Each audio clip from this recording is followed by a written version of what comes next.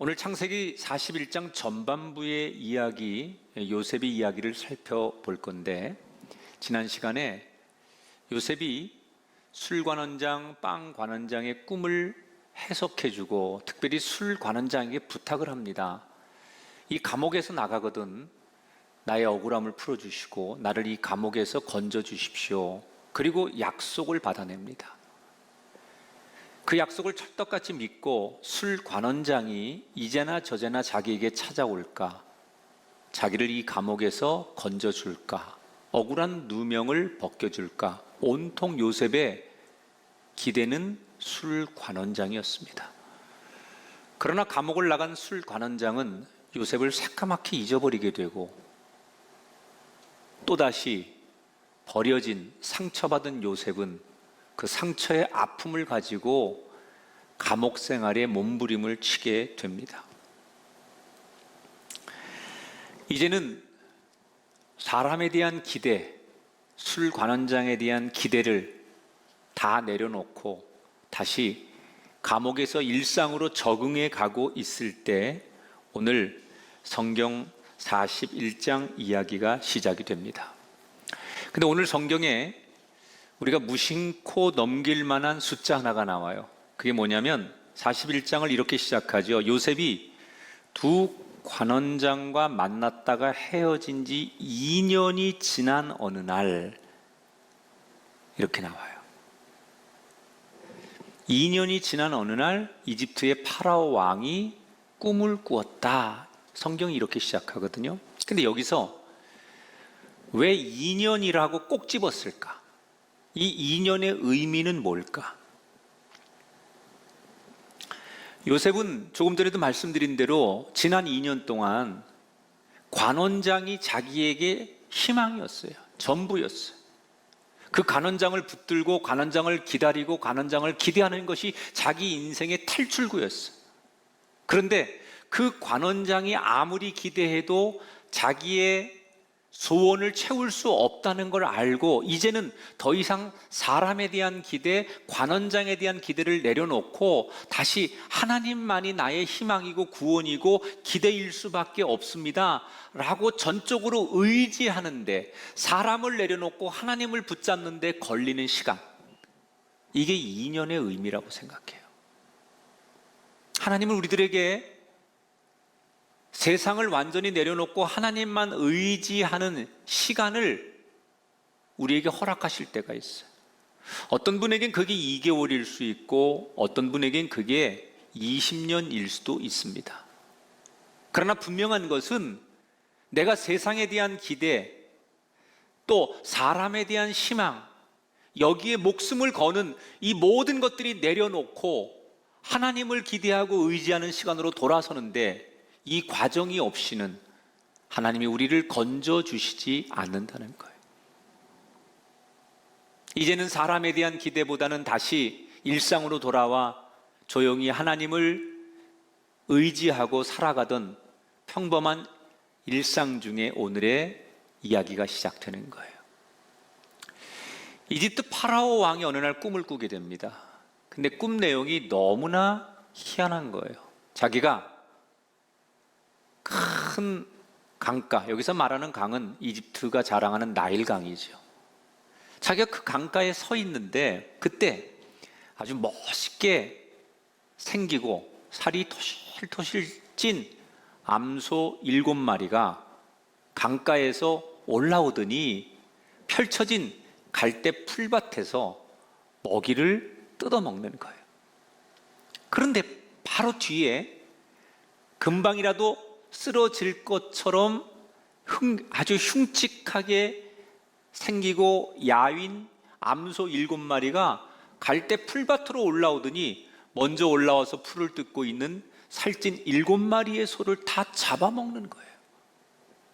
신기한 게 2가지가 있었는데, 힘이 훨씬 셀 것 같은 이 암소들이 야윈 그 암소들한테 그냥 힘없이 잡혀먹더라는 거예요. 또 야윈 암소들이 그렇게 먹어놓고도 여전히 그 모습은 야위여서 볼품이 없는 모습이었다는 거예요. 자, 이런 생생한 꿈을 꾼 이집트의 왕 파라오는 이 꿈이 온통 의문투성입니다. 왜 이런 일이 일어났을 것이고 이 꿈에서 주는 메시지는 도대체 뭘까? 잠에서 깨어난 왕은 너무나 생생하고 아주 흉측한 그 꿈을 꾸고 일어나 보니까 온 몸이 식은땀으로 젖어 있는 거예요. 애써서 이 꿈 별 의미 없는 거겠지, 그렇게 지워버리려고 노력을 하고 다시 잠을 청하게 됩니다. 가까스로 잠이 들었는데 또 꿈을 꾸게 됩니다. 이번에는 한 줄기에서 토실토실하게 잘 여문 7개의 이삭이 나타납니다. 그리고 얼마 뒤 같은 줄기에서 아주 속이 텅 비고 말라 비틀어진 7개의 이삭이 또 나오더니 토실토실한 이삭을 잡아먹는 거예요. 이건 역시 왕이 꿈속에서 이걸 지켜보다가 기겁을 합니다. 말라 비틀어진 이삭은 왜 나오는 거고 토실토실한 그 이삭이 잡혀먹는 건 무슨 뜻일까? 잠에서 깨어난 왕은 2번 연속 비슷한 꿈을 꾸었는데 도대체 이 꿈이 무엇을 의미하는지 모르고 고민을 하는데 문득 직감적으로 무슨 생각을 하느냐, 내가 무슨 뜻인지는 잘 모르겠지만 이건 분명히 신이 나에게 계시하는 거다, 이런 것을 직감합니다. 그래서 아침에 일어나자마자 신하들을 불러놓고 아주 긴급하게 지시를 합니다. 전국에 있는 무당, 마술사, 또 천문학자, 박사들, 이런 사람들 다 불러서 내 꿈을 풀어야 되겠다. 불로령의 신하들이 유명한 당대 사람들을 다 왕궁으로 불러들입니다. 그리고 줄을 세워놓고 왕이 꾼 꿈 이야기를 다 들려준 다음에 해석을 요청하는데 몇 사람들이 자기 방식대로 왕의 꿈을 열심히 해석해 주지만 왕이 듣기에 이거구나 라고 무릎이 처질 만한 그런 명쾌한 해석이 나오지를 않아요. 안 되겠다, 여기 말고 지방에 숨겨져 있는 인재들이 있으면 추천해봐라. 그래서 별의별 사람들을 그때부터 왕이 다 불러들여서 왕의 꿈을 해석해 보려고 했지만 누구도 왕이 꾸었던 이 2개의 꿈을 명쾌하게 풀어내는 사람이 없었습니다. 시간은 점점 흐르고 초조함과 답답함에 어쩔 줄 몰라 하는 왕은 점점 더 신경적으로 예민해져 갑니다. 여러분, 세상에서 무서울 것이 없는 당대 세계를 주름 잡았던 이집트의 왕입니다.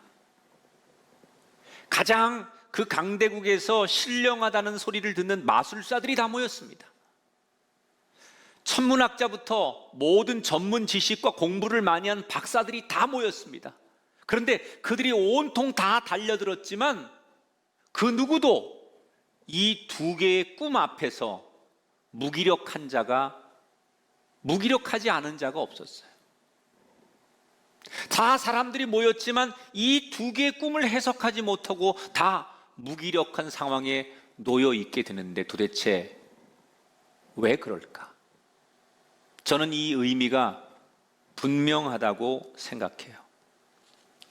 영의 일은 영으로만 해석할 수 있는 거예요. 하나님의 말씀은 인간의 머리로 절대로 풀 수 없는 거예요.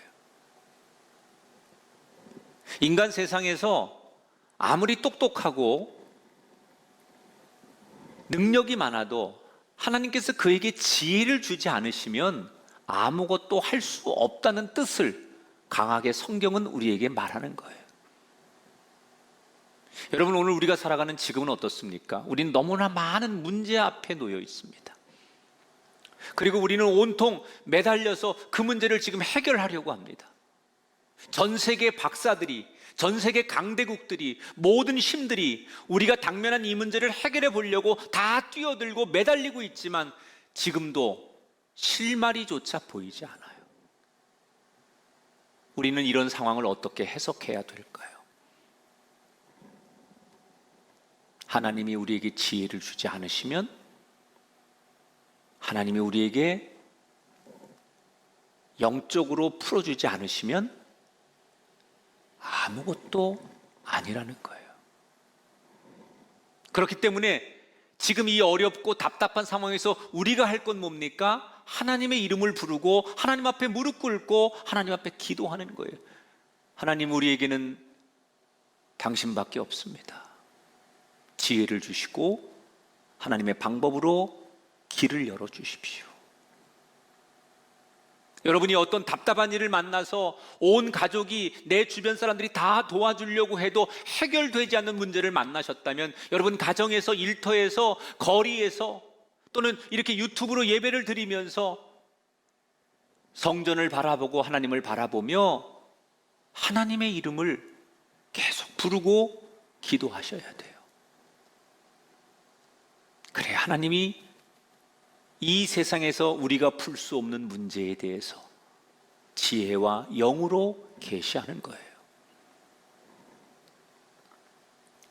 시간이 지나면 지날수록 왕이 신경질적이고 점점 불안해하자 옆에 있던 비서들도 다급하기는 마찬가지였어요.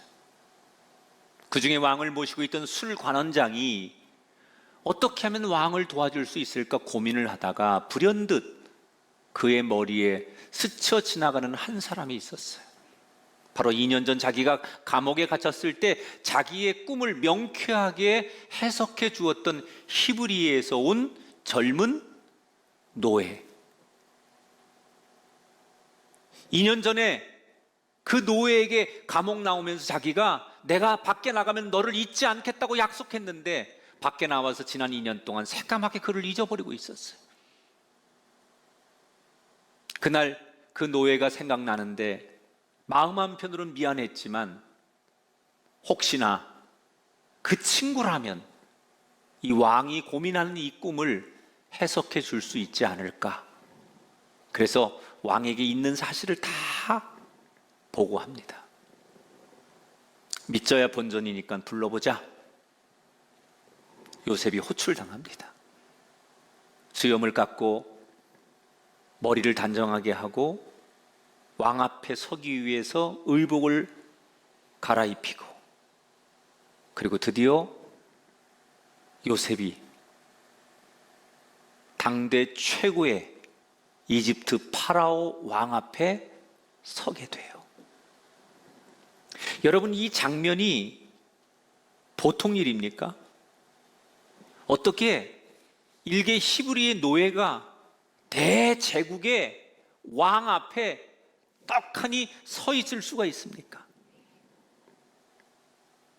근데 여러분 생각해 보면, 만약에 2년 전에 요셉이 기대했던 대로, 자기가 소원했던 대로 술관원장의 도움이 즉시 있었다면 지금 왕 앞에 서서 요셉이 왕의 고민을 상담해주고 해결해주는 이런 기가 막힌 드라마는 절대로 없었을 거예요. 결국 그때는 요셉이 원하는 대로, 요셉이 계획한 대로, 요셉이 소원하고 요셉이 뜻하는 대로 되지 않았지만 그 좌절되는 그 순간이 결국 하나님의 또 다른 계획이 실행되는 사인이었다는 거예요. 때때로 지금 내가 기도하고 내가 소원하고 내가 부르짖고 내가 그렇게 간절히 원하는 내 뜻대로 내 길대로 인생이 되지 않을 때 우리 낙심하고 좌절하지만, 그 좌절의 순간이 하나님이 나를 또다시 하나님의 뜻대로 나를 축복하는 길로 인도하는 시작일 수 있다는 거예요.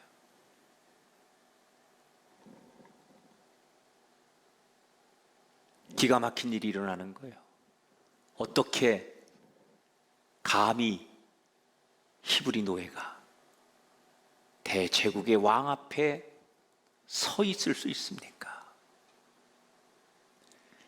거꾸로 생각해보니 왕의 입장에서는 너무 황당한 거예요. 자기가 신하의 말을 듣고 근본도 없는 요셉이라는 히브리 노예를 자기 앞에 불러왔지만 그를 딱 보는 순간 자존심도 상하고 이게 뭐 하는 짓인가?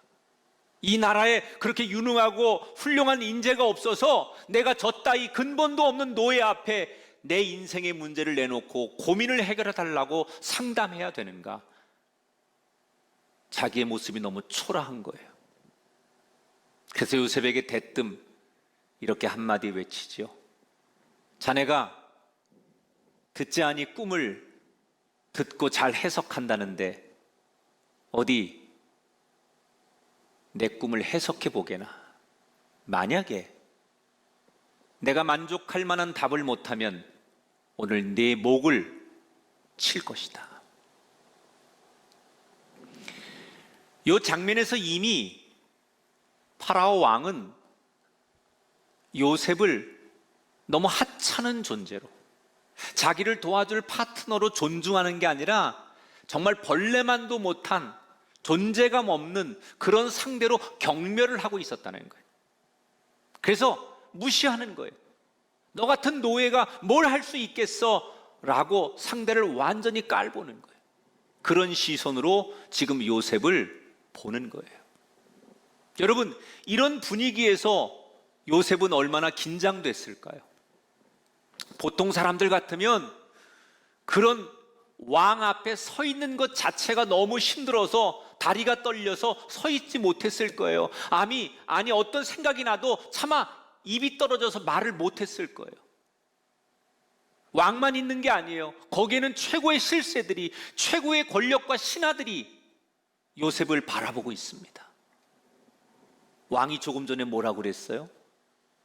이 해석 못하면 오늘 네 목을 칠 것이다 라고 말했어요.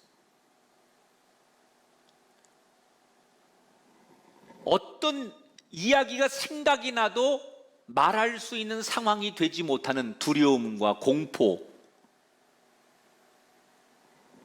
아주 괴로운 시간이에요. 그래야 그게 맞는 거예요, 우리 상식에. 그런데 오늘 성경 보세요. 여러분, 이 요셉 보세요. 의외의 모습을 보여줍니다. 16절 말씀 다 같이 한번 읽어보겠습니다. 여러분 화면을 보시고, 요셉이 바로에게 대답하여 이르되 내가 아니라 하나님께서 바로에게 편안한 대답을 하시리이다. 자기를 무시하는 왕 앞에서 요셉이 뭐라고 얘기를 해요? 왕이시여, 제가 대답하는 것이 아니라 제가 섬기는 하나님께서 말씀해 주시는 겁니다. 저는 그냥 읽고 넘어갈 수 있는 이 구절에서 하나님의 가슴이 뭉클하셨을 거라고 생각해요. 왜냐? 지금 파라오 왕은 온통 요셉을 바라보면서 벌레만도 못한 요셉을 경멸하고, 그리고 요셉을 쳐다보면서 요셉이 무슨 말을 할까? 요셉만 지금 바라보고 있는 거예요. 그런데 갑자기 요셉이 자기를 바라보는 그 왕의 시선을 자기가 아닌 하나님께로 돌리게 만들어요. 왕이시여, 내가 대답하는 것이 아니라 내가 섬기는 하나님께서 대답하실 겁니다. 그랬더니 이 왕이 요셉을 바라보다가 요셉이 손가락질로, 아니 요셉이 말하는, 요셉이 지목하는 하나님을 향하여 생각하고 하나님을 바라보고 하나님을 묵상하고 생각하게 된다는 거예요. 저는 이 장면이 요셉의 위대함이라고 생각해요. 여러분, 우리 인생의 목적이 뭡니까? 내가 드러나고, 내가 박수받고, 내가 사람들 앞에 주목받는 것이 아니에요. 내가 아무리 잘되고, 내가 아무리 유명해지고, 내가 아무리 돈 많이 벌고 유능해져도 내가 주목받고 박수받는 것이 우리 인생의 목적이 아니라 나를 통하여 하나님이 영광 받으시고, 사람들이 내가 이뤄놓은 많은 박수받을 만한 일들을 통해 하나님을 바라볼 수 있게 하는 것, 그것이 우리 인생의 목적이 돼야 돼요.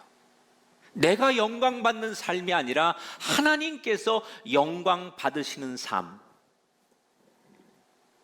이것이 가장 인생을 잘 사는 방법일 텐데, 요셉은 바로 그런 걸 너무나 잘한 사람이에요.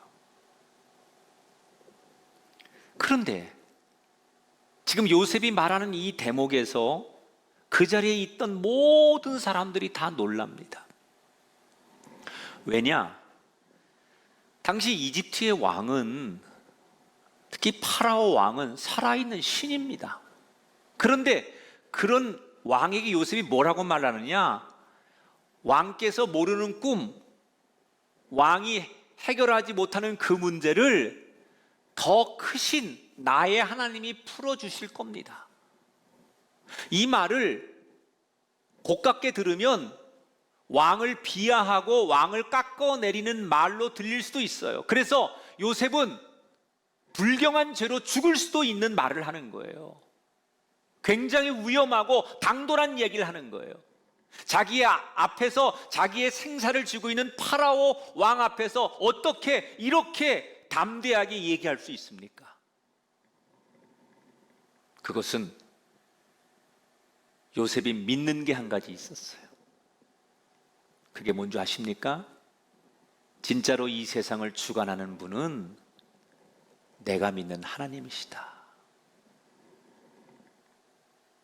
요셉은 사람들이 아무리 파라오 왕을 높이고 파라오 왕이 최고인 줄 알아도 결국은 하나님 손 안에 달려 있다는 것을 믿었던 거예요.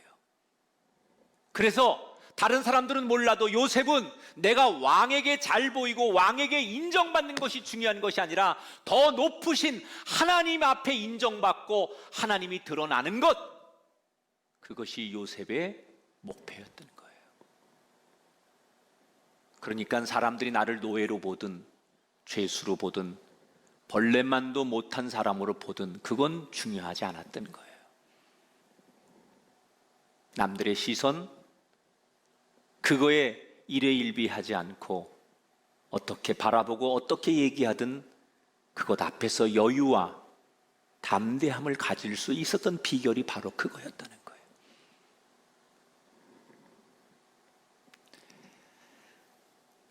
우리는 지금 참 어려운 시대를 살아갑니다. 그런데 어렵다고 해서 우리는 지금 누구 눈치를 보고 있습니까? 사람들은 어렵기 때문에 살기 위해서 눈에 보이는 것을 의지하고 또 힘 있는 것에 눈치를 보고, 세상이 나보다 강하기 때문에 그 세상의 눈치를 보며 세상에 의해서 내가 좌지우지되는 그런 인생을 살고 계십니까? 아니면 여전히 우리는 하나님을 의식하며 살고 있습니까? 힘들수록 더 단순해지라는 말이 있어요. 인생이 꼬이면 꼬일수록 더 투명하고 단순해질 필요가 있어요. 지금 세상이 나를 어떻게 보든 간에 뭐라고 말하든 간에 우리는 요셉처럼 하나님의 다스리심, 하나님의 살아계심을 믿으며 하나님만 바라봐야 할 줄 믿습니다. 그때 세상이 줄 수 없는 지혜를 하나님이 우리에게 주실 것이고, 그래서 세상이 풀 수 없는 그 문제를 하나님의 은혜로 우리는 풀어가는 인생이 될 줄 믿습니다. 지금 요셉이 이 당당한 말에 왕은 저 친구가 어디서 저런 자신감이 나올까? 그래, 저렇게 자신 있어 하니 한번 들어보자. 그리고 왕이 요셉에게 자기가 꾸었던 꿈을 다시 소상하게 이야기하기 시작합니다. 왕이 꾸었던 꿈 얘기를 다 들은 요셉이 한참을 그 왕의 꿈 얘기를 듣고 묵상의 시간을 갖더니 드디어 입을 열어 말을 하기 시작합니다. 왕이시여, 왕께서 꾸신 두 개의 꿈은 같은 내용입니다. 이건 하나님께서 앞으로 하실 일을 보여주신 겁니다. 그러면서 정확하게 이제 구체적으로 꿈을 해석하는데 들어보세요. 7마리의 좋은 암소와 7개의 좋은 이삭은 7년 동안 풍년이 있을 것을 말하는 것이고, 7마리의 야인 암소와 7개의 마른 이삭은 7년의 흉년을 뜻하는 겁니다. 두 꿈을 정리하면, 먼저 하나님께서 이 나라에 7년간 큰 풍년을 주실 것입니다. 그런데 그 후에 7년의 풍년이 싹 잊혀질 만큼의 엄청난 7년의 흉년이 찾아올 것입니다. 하나님께서 이 이집트 땅을 그렇게 하기로 결정하셨습니다. 그래서 그 꿈을 주신 겁니다. 이때 왕과 신하들이 이 요셉의 마지막 말에 충격을 받는 거예요. 어떤 말이냐? 하나님께서 이 이집트 땅을 그렇게 하기로 결정하셨습니다. 이 말. 이 말에 모든 신하들과 왕이 충격을 받는 거예요. 왜냐? 당시의 고대 중동 사람들은 신은 특정한 장소에만 머문다고 생각을 했어요. 그래서 이집트 사람들은 자기들이 믿는 신이 이집트를 다스리는 거고, 지금 요셉이 말하는 야훼 하나님은 요셉의 집에나 머무는 신이라고 생각을 한 거예요. 그런데 어느 날 한 노예가 나타나서 장소를 넘고 모든 환경을 초월하는 신이 있다고 소개를 하는 거예요. 그러니까 어떤 사람들은 이 이야기를 듣고 요셉의 그 논리정연하고 확신한 이야기를 듣고 충격을 받는 사람도 있고, 이 얘기를 애써 안 믿으려고 고개를 가로저으며 말도 안 되는 소리라고 부정하는 사람들도 있었어요. 그런데 시간이 지나면 지날수록 거기 있던 모든 사람들은 요셉의 말을 수긍할 수밖에 없었습니다. 왜 그러냐? 두 가지 때문에. 요셉이 하나님 이야기를 하는데 너무나 확신에 차 있는 거예요. 조금도 두려워하거나 조금도 머뭇거림 없이 하나님 이야기를 할 때, 이 꿈을 해석해 줄 때 너무나 확신에 차 있는 거예요. 두 번째, 같은 이야기를 해도 너무나 지혜롭게 논리정연하게 이야기를 하는 거예요. 그러니까 사람들이 이야기를 들으면 들을수록 요셉의 이야기에 빠져들 수밖에 없는 거예요.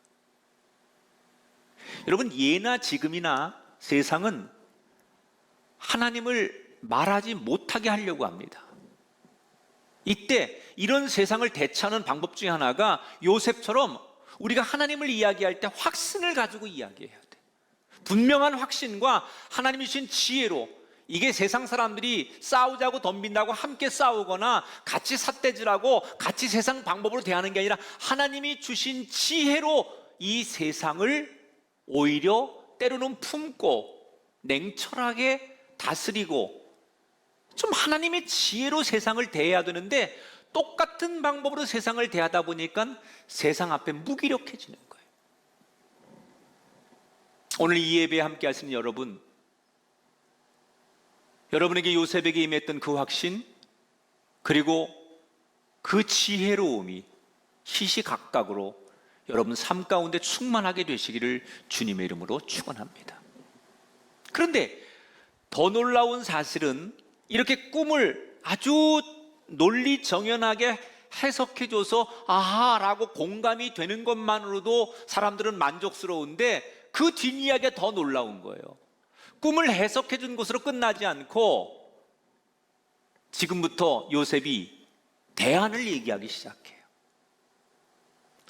이 거대한 이집트라고 하는 나라가 앞으로 어떻게 나라가 운영되고 이 위기 속에서 대처해 가야 될지 한 정확한 국가의 비전을 요셉이 제시하기 시작하는 거예요. 뭐라고 얘기하느냐? 왕이시여, 시스템에 의해서 준비하셔야 됩니다. 우선은 제일 중앙에 이 국가적인 재난이 다가올 것을 미리 대비하셔서 이것을 대비할 수 있는 총리를 따로 두십시오. 그리고 각 지방마다 인재를 등용하셔서 이 문제를 다룰 수 있도록 미리미리 준비할 수 있는 착하고 지혜로운 사람들을 뽑아가지고 각 지방마다 책임자를 세우시고 7년의 풍년 동안 사람들이 넘쳐나는 곡식 앞에 흥청망청할 때 정부에서, 나라에서 각 집마다 소득의 20%를 세금으로 거두어 드리십시오.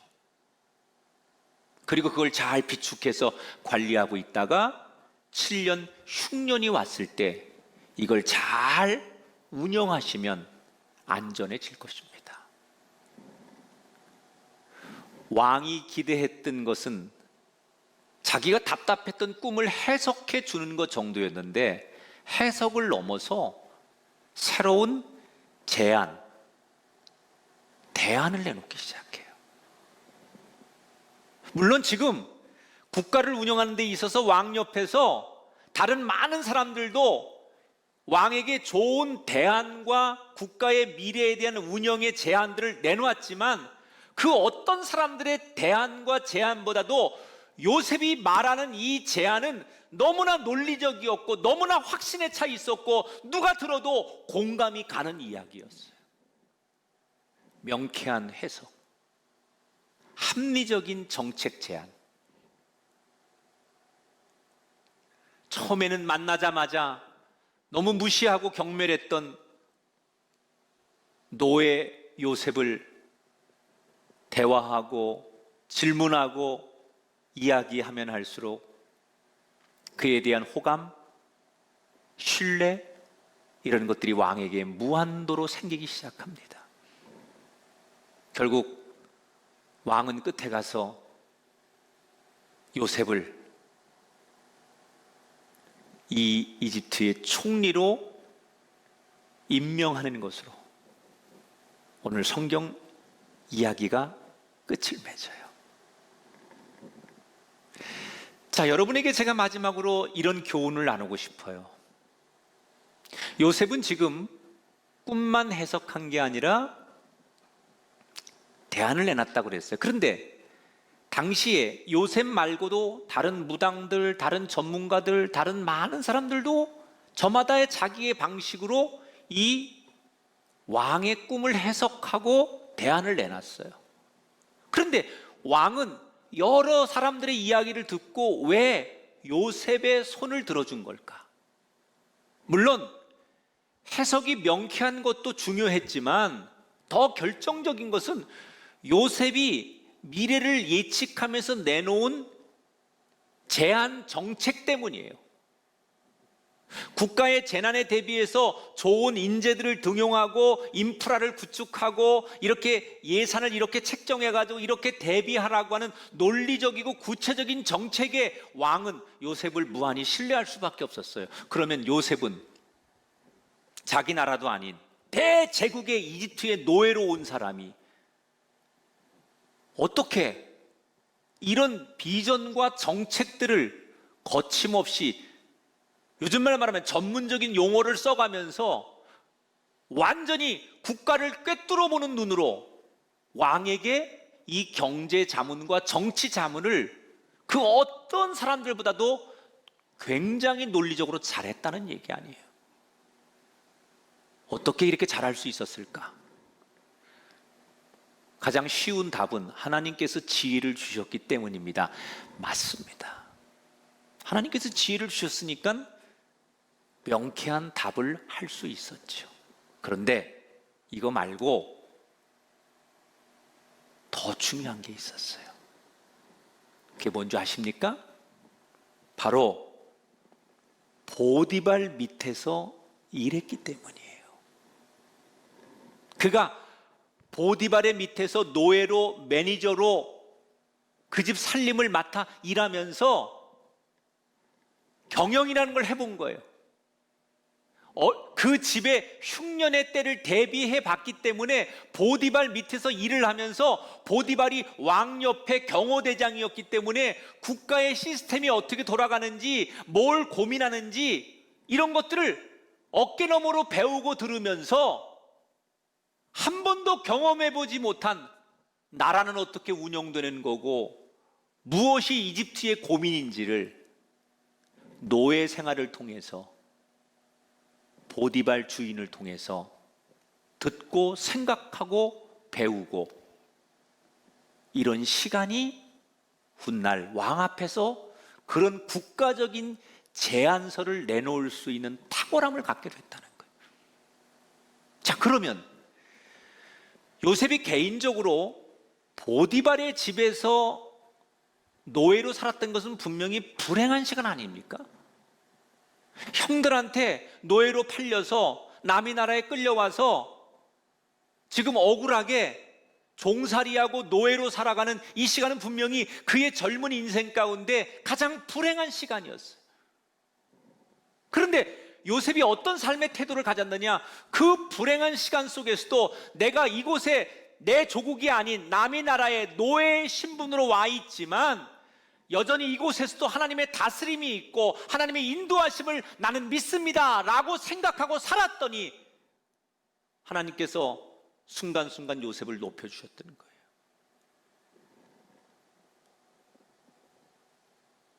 그래서 저는 이렇게 말하고 싶어요. 한번 따라 할까요? 하나님 안에서 불행은 없습니다. 맞습니다. 하나님이 그리시는 큰 그림 안에서는 우리는 결코 불행하지 않습니다. 우리가 아무리 어떤 큰 어려움을 만났을지라도 그 안에 하나님의 뜻이 들어있는 거예요.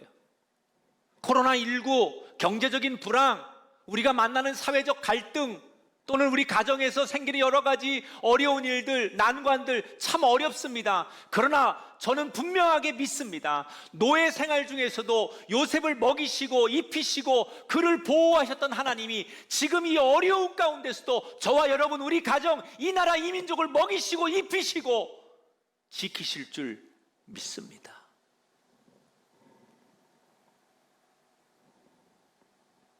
요셉의 노예 생활은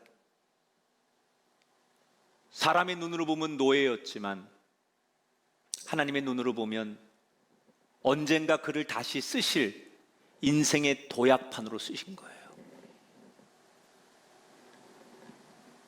그렇기 때문에 우리는 내가 지금 힘들고 뜻대로 잘 되지 않는 상황에 놓였을지라도 언제나 해를 바라보는 해바라기처럼 무슨 상황에서도 하나님을 바라봐야 되는 거예요. 여러분, 하나님이 이 세상을 주관하고 계심을 믿으십니까? 그렇다면 그 당신의 믿음 안에서 지금의 이 어려움들, 이 고난은 불행이 아닌 축복의 통로가 될 것입니다. 요셉처럼 감옥일지라도, 노예의 신분일지라도, 아니 그 왕의 무서운 경멸의 눈과 공포스러운 분위기 앞에서도 그 환경과 세상 앞에 무릎 꿇는 사람이 아니라 해를 바라본 해바라기처럼 하나님만을 응시하고 하나님만을 바라봤기에 그 모든 역경을 이겨냈던 믿음의 주인공 요셉처럼 저와 여러분 모두가 그런 인생, 그래서 우리는 오늘 내 인생의 가장 밑바닥에서 희망의 노래를 불러야 하고 가장 힘든 지금 이 순간에 더욱더 감사의 찬양을 올려드려야 돼요. 그런 이 시대 요셉이 되셔서 하나님이 여러분의 인생을 빛나게 하는 통로가 되시기를 주님의 이름으로 축원합니다.